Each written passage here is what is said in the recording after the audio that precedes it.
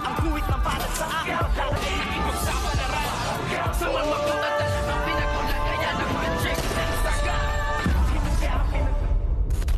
Good morning and welcome sa aking munting channel. Nagtagumpay nga itong huwad na tanggol si David sa kanyang plano sa pagpatay nga dito kay Bubbles dahil pinuntahan niya nga ang bar na kung saan nga ay binili ni Pablo at nalaman niya nga dito na hindi pala Samantha ang ginagamit na pangalan nga kung hindi si Bubbles, at dito rin niya napag-alaman na si Tanggol ang tumutulong nga dito kay Bubbles, kung kaya't ngayon ay talagang wala na siyang magagawa kung hindi nga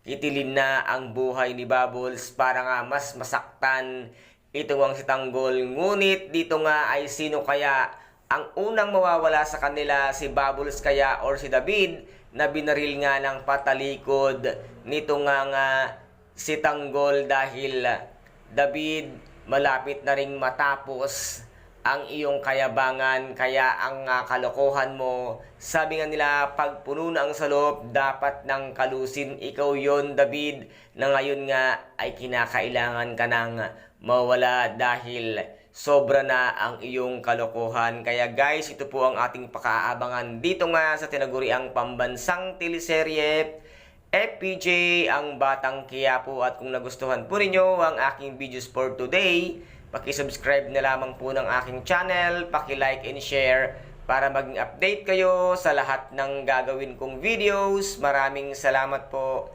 Ingat, God bless, and bye-bye!